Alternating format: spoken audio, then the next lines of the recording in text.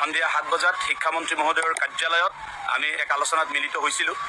উক্ত আলোচনাত শিক্ষামন্ত্ৰী মহোদয়ে আমাক আশ্বস্ত কৰিবলৈ তেখেতৰ যি বক্তব্য প্ৰদান কৰিছিল আৰু তেখেতে আমাক কৈছিল যে SNA পদ্ধতিৰ জৰিয়তেই শিক্ষকসকলক দৰমহা দিয়া ব্যৱস্থাটো যিটো কৰিব লৈছে সেয়া এটা ইণ্টাৰনেল মেটাৰ।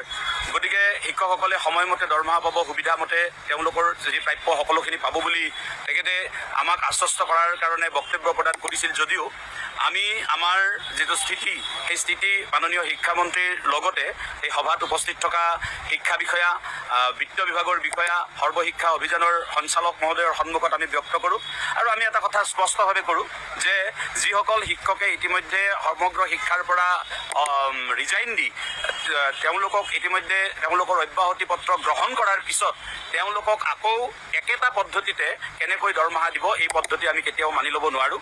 সকলো শিক্ষককে যদি একেলগে একে পদ্ধতিৰে দৰমহা দিয়ে এইটো বেলেগ কথা, কিন্তু SRD শিক্ষকসকলৰ দৰমহাক লৈ কোনো 7 বজাত শিক্ষামন্ত্ৰী মহোদয়ৰ কাৰ্যালয়ত কেইটামান দিন দেৰি হৈছে।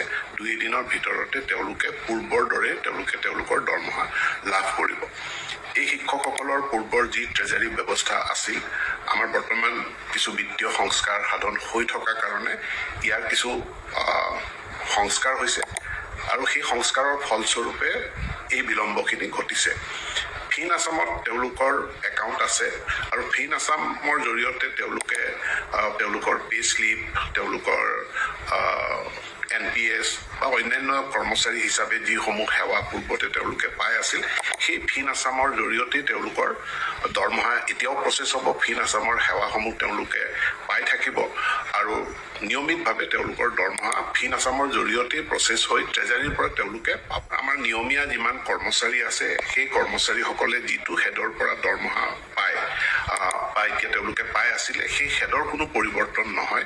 তেওঁলোকে নিয়মীয়া কৰ্মচাৰীৰ যি 01 হেড আছে ফিনেন্স ডিপাৰ্টমেণ্টৰ, সেই হেডৰ পৰাই তেওঁলোকে দৰমহা পাই থাকিব। ইয়াক লৈ কোনো কাৰণত কোনো ধৰণে শংকিত হোৱাৰ কোনো প্ৰয়োজন নাই।